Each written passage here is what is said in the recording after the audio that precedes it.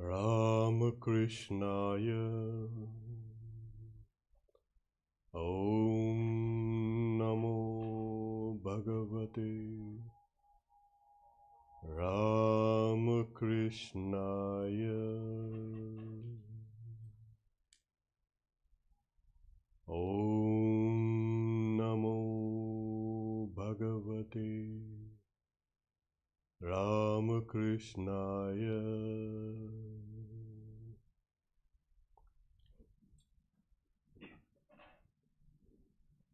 This in today's class, meditation skill for meditators, we are going to look at some of the states of the mind. Now, we won't go into the philosophical discussion of what is the mind, but for our purposes today, first, remember, mind is a material substance. Secondly, the mind itself has no form. It takes the form of everything that is either put into it or it is poured into. What is the mind has got no as material and has no form? It's like water, or fire or air. They are subtle particles or materials. Fire also does not have a form. It takes a form of whatever it comes in contact with. So the mind also is likened to something like a formless material entity, but it has taken the form of the body, and it takes the form of thoughts. Why? Yes, that's the whole thing. So that is called a chitta vritti, the whirlpool in the waves, or the waves in the mind stuff. They are nothing but forms. Whatever you perceive, the mind takes that form. Okay, this much. So the body is here, and we have a mind. The grossest part of the body, remember please, the grossest part of called the body is the grossest part of the mind. The mind is subtle, and its gross aspect is the body. It is the mind, as it were, becomes consolidated, concretizes, and becomes the body. So the seat of the body is actually in the mind. So the mind is, so here it pervades everything, like clay pervades the earthenware jar. Similarly, the mind pervades everything. And though, as I said, it has no form, it has now taken a form. Now, when cognition takes place, what happens is there is a wave. The mind takes that form of cognition. Well, how many states the mind is? The mind is right now in the waking state, and then we have a dream state, and then we have deep sleep state. We have the three gunas called sattva, rajas, and tamas. They are the constituent materials of nature through which everything has been made, including the mind. Now, how do these three qualities manifest? And if you can see that there are 5 states through which these qualities manifest. The very first state, according to the commentators on the Yoga Sutras, and this first one is Kshipta. What is Kshipta? It's restlessness. terribly, the mind is just kind of running madly after things. And in this state, what happens is, if you can see, it serves to have attachment and aversion, and also it manifests as pleasure and pain. There's a kind of unrestrained activity. Lust and greed and anger and hatred and avarice, all these things steam in the mind. That person just can't sit still. Ask that person to sit still, that person might go crazy. These people, for them, the mind has taken over everything. It dictates things. And if it goes to the extreme limit, the unrestrained mind, when the mind is too restless, you get something called what is diseases of the body, and it affects the mind also. So all this restlessness has an impact, a negative impact. So this is the first state of kshipta. Kshipta is, kshepana is to throw in Sanskrit. The scattered. Swami Vivekananda translates it as a scattered state of mind. This constantly being scattered about. The next state is mudaha. Muda is kind of stupefied or darkened. In this mind, it serves only to injure others. These types of minds, they do not do any good to the world in a way. There's sleep and there's indolence and there's murderous tendencies. There is that raging, you can say, anger that boils down. Even if the person tries to become spiritual in this, religious, they take that, but it's only to serve that kind of darkened state of it. These are the dark deeds of humanity. Every city, like we are living in Los Angeles, and it looks so beautiful, but Los Angeles has an underbelly, the dark side. Every city, every town has an underbelly. So this type of minds are found everywhere. The muda is a stupid mind. The third is the vikshepa. Now, it's Swami Vivekananda translates it as gathering. It's alternately calm and alternately restless. 90% of all spiritual or religious aspirants have such a mind. So most of us here, we are on the third level. The very fact that you are present here, watching this, means that you have the vikshipta mind. Those minds which are too darkened or too scattering, they won't even bother about all these things.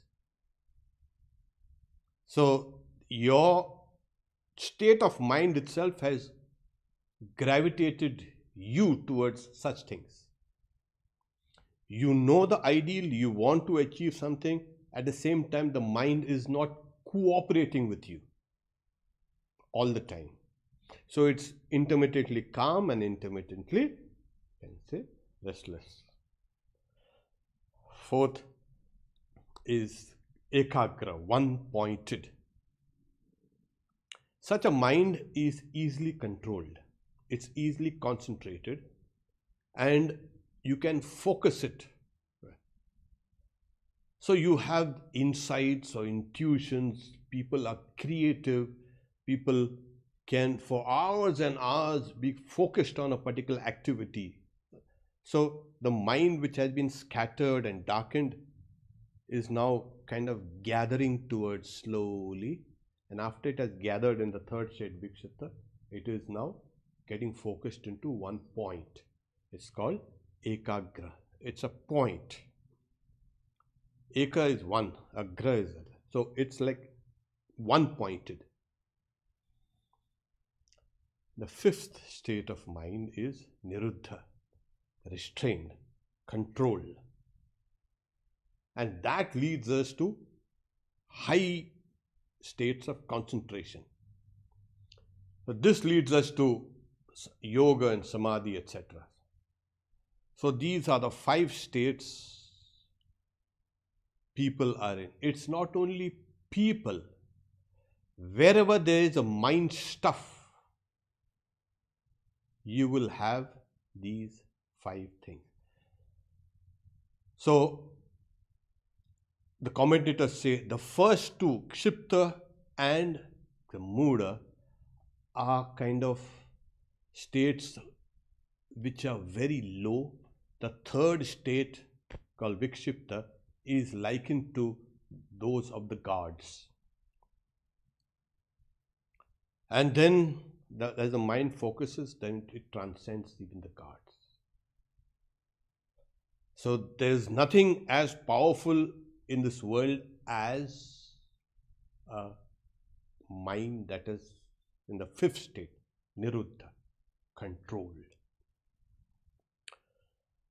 So once we know that now, okay, we are on the 3rd level, okay, we just need to take care of the 3rd level.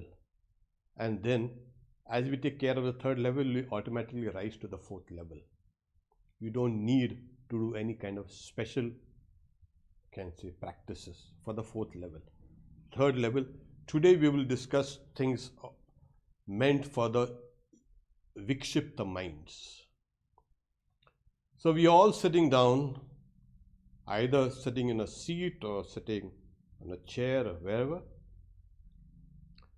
I'll give you a couple of exercises in order to have the mind that is kind of restless, how to make it calm. Always remember that the mind is like water, formless. It takes the form of whatever it is given within, either inside or outside. So the first exercise is, I would like you to close your eyes.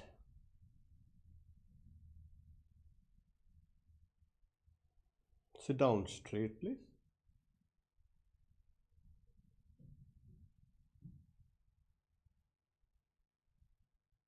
Breathe through the nostrils.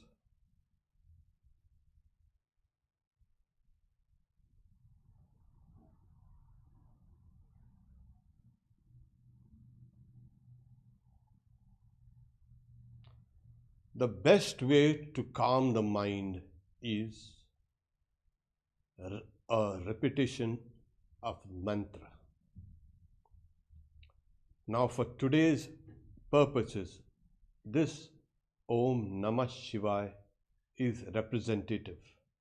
When you practice it on your own, within the confines of your own room, you use your own mantra, or you can use this very mantra.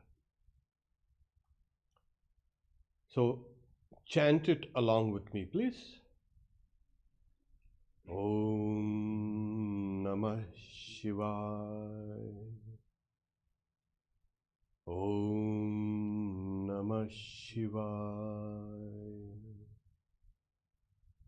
Om Namah Shivaya.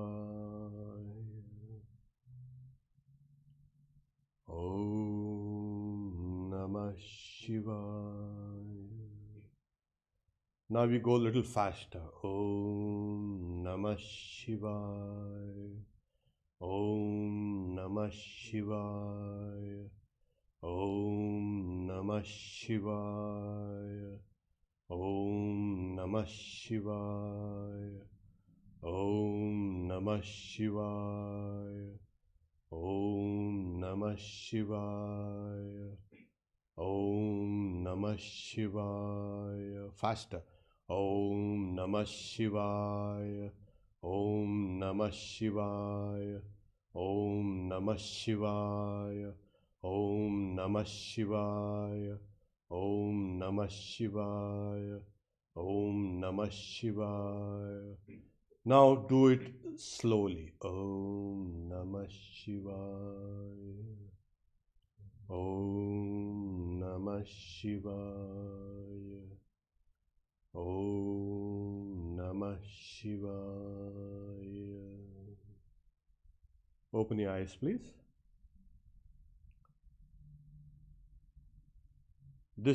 We will do this now mentally, but before we do it mentally, there will be no sound at all. The lips also will not move. So what we will do is mental repetition of the same, slow, a little faster, and then slow down. Here, those who have their own personal mantra can use it. While repeating mentally, have the attitude like as if you're pushing away things away from your path very forcefully through the mantra. It's like the mantra is pushing its way through all the restlessness and obstructions. Okay. Start, please.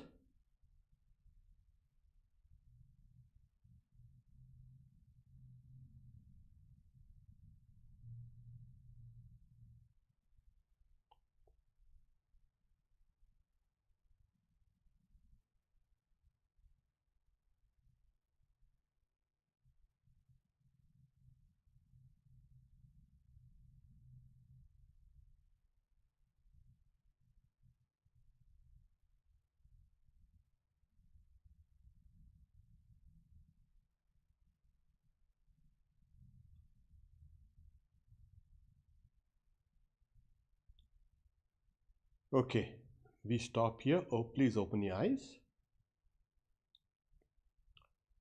This is exercise given to eliminate restlessness. In fact, you're using the mind's energies, that restless energy, to get focused. It's nothing like that. Because if your mind is racing, you race along with it with your mantra. And as if we are pushing the mind towards calmness. Now, if you look at the screen, your screen, you will see the Om. There are people who will have difficulty in this fast repetition. Listen. The second way is you trace, like your finger, index finger is like the stylus, and you trace your finger over the symbol that you see on the screen. Why is that? It will help you to fix your mind and run along with it slowly.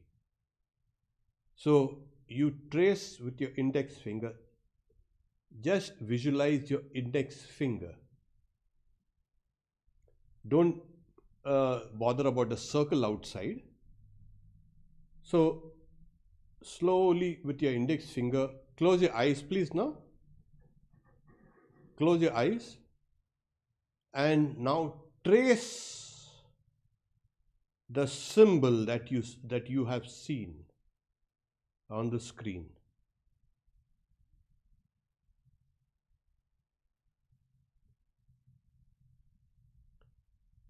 You could open your eyes now once again.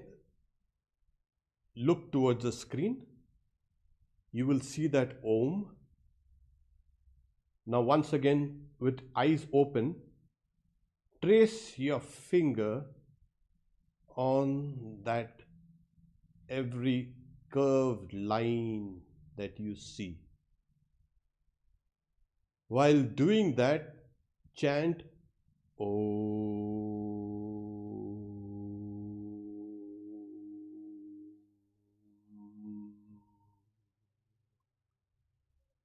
Do it once more, please, with your eyes open.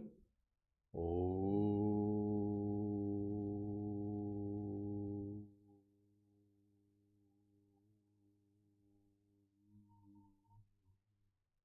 Now close your eyes and do the same thing mentally.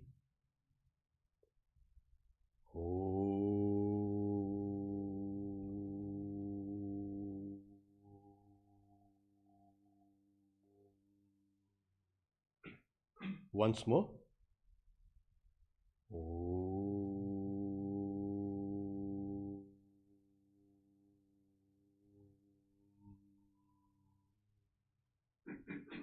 Now open your eyes, please. Those who can practice this, they can eliminate the index finger, the stylus, just with the mind, just trace the outlines of this Om. Okay. So this is also a sure method to reduce restlessness. There are, it is recommended, there are recommendations. You do the mantra, repetition of the mantra, slow, fast, slow, along with this symbol. Take the whole mantra written down and mentally, and trace your finger, or just trace it mentally, the whole mantra. You can also view that mental mantra when you're tracing it with fire. Because like Swami Vivekananda says, I have seen the mantra in fiery letters. So that is the color of that mantra. So this is another way. The third method is, I want you to look at the screen and for a brief moment see the picture of Sri Ramakrishna. Okay. The idea is, view Sri Ramakrishna from the feet upwards, slowly up to the head.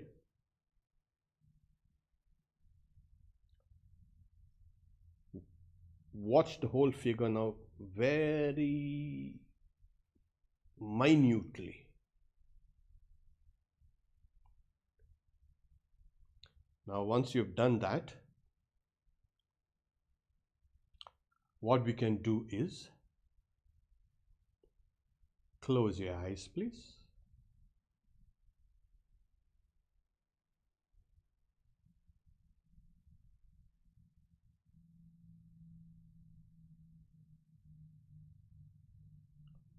Close your eyes and become aware of your body sitting down.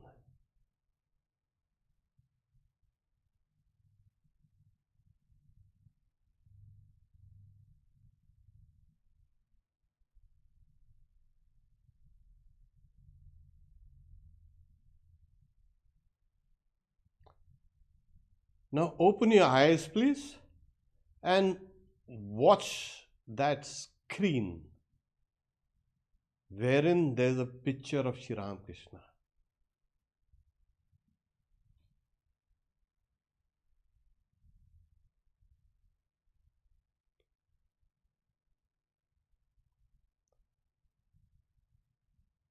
Now close your eyes, please, and feel as if that picture of Sri Ramakrishna is sitting in front of you.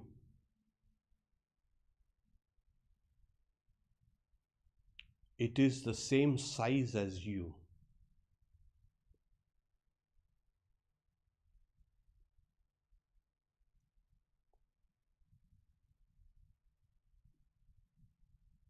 Watch the details, please. From the lowest point, from the fingers and toes, run your visualization slowly upwards. The legs,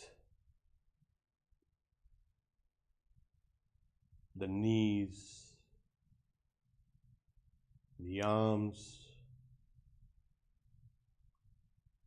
the shoulders, the torso, and the face. As Shri Krishna is actually sitting down there in front of you, exactly your same size.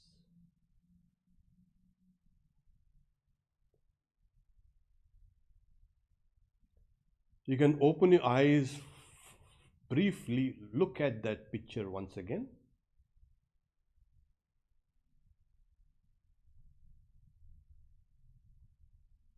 Now close your eyes and feel Shri Krishna sitting down there in front of you.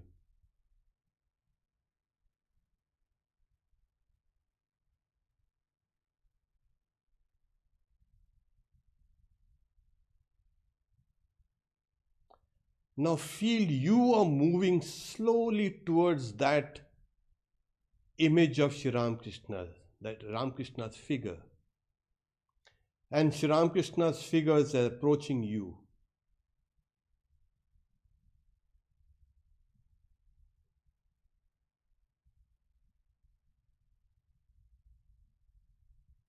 Now merge, please. Let the picture of Shri Krishna, the figure of Shri Ram, merge into you, and you merge into that picture.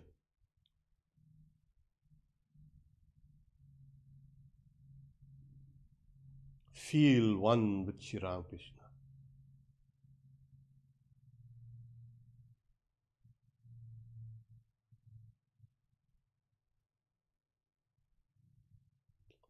Repeat your mantra, please, or simply repeat Om mentally.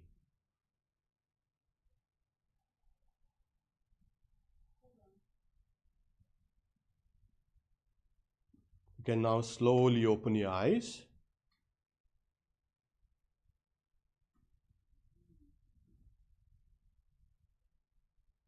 Take a long, deep breath. Keep watching the picture of Shri Krishna.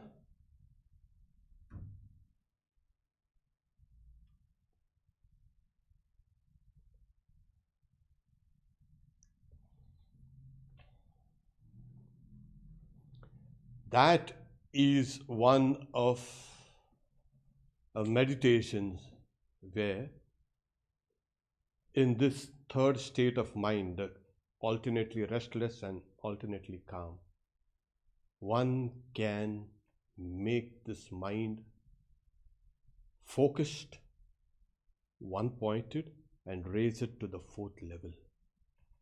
There are a few other exercises, but these are one of the, you can say, main ones. Now, I would like you also to experiment with what really will suit you. Which mantra, how do you trace it with your finger as a stylus, or how you visualize it. So this makes your mind calm. So the mind operates all over the body and also outside. It moves outside also. The body is, as it were, floating in the cloud of the mind. There's something called the extended mind also. So this mind, when it is focused, will bring great benefits to you. Apart from health and all these things, the wealth is actually spiritual. Amazing powers lie latent within you, within all of us. And it is concentration that opens the door. So this alternately restless and calm mind can be made into one-pointedness just through the practice of focus, concentration. It is only concentration that can make the mind gather itself up, which from its scattered state, gather itself up and hold it in one spot for a length of time. It might start with 1 minute or 2 minutes or 5 minutes or 10 minutes. Then it might go in for 15 minutes because the attention span is very short. This can also increase the attention span, and you can keep your mind focused on a train of thought for hours and hours and hours. This is the method, the methods, not the only methods, but these are the few of the things that we have practiced and we have seen that it does have an effect. We'll stop here for questions.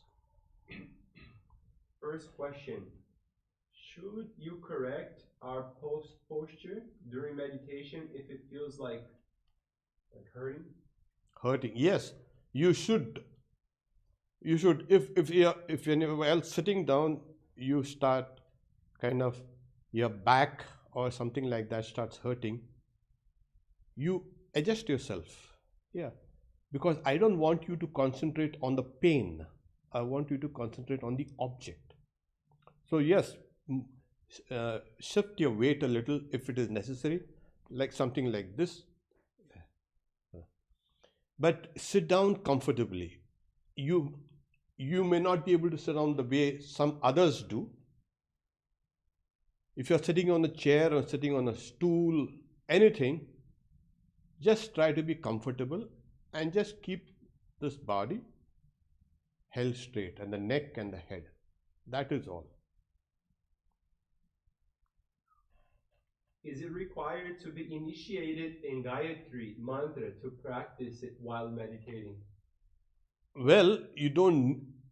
The Gayatri mantra nowadays, everybody is chanting it, everybody is using it. In the old days, there had to be an initiation to do practice of Gayatri. But I would recommend you do the Gayatri. Okay, there's no problem. Pranam Maharaj, regarding the states of mind, what category does a dark thinking person with intense focus fall into? Oh yeah, but that person also, yes, that darkened mind also focuses, but focus on things that are destructive, things that hurt or harm people and harms oneself also. So there is a focus in the darkened state and in the scattered state, but these states are not good enough for meditation. They are more externalized, not internalized. That's a big difference. So these darkened states, yeah, it will take a very, very long time for the mind to get transformed into the third state of vikshipta, alternately. That person has to have a kind of a real conversion, a real kind of turbulent event that brings that person out of that kind of state.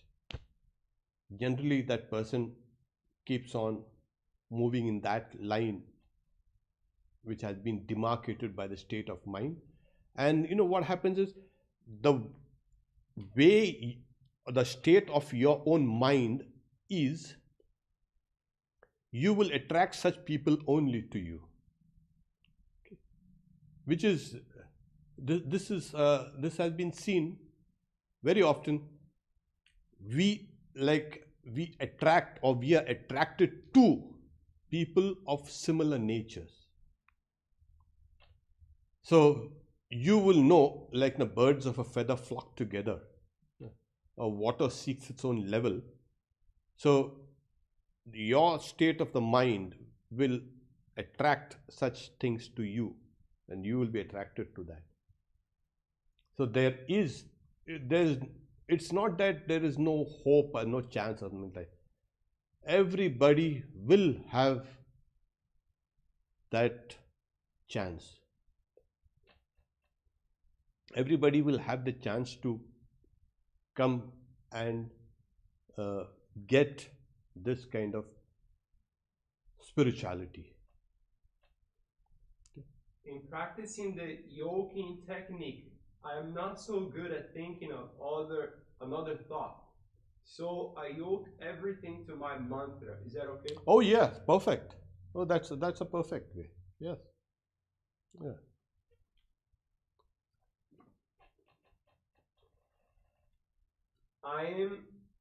Am I right that this new series, Meditation Skills for Meditators, runs for 10 weeks every Saturday, same time? Should we wait for the series to finish before we can start practicing meditation? Oh no, you keep on practicing as you learn new and newer techniques. Then fine tune what really works for you.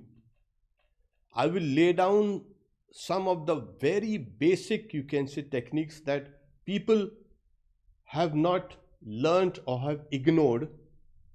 So in your regular practice, so you keep on practicing. Yeah, don't waste time. So the more you practice, the better you become. I have been practicing meditation for a few months. Initially, I was feeling very calm and quiet. Lately, some angry feelings are coming out. Is this normal or am I missing the way? No. I feel like I shouldn't be angry. Yes. The very fact that you are aware that you're getting angry, it's a big advance.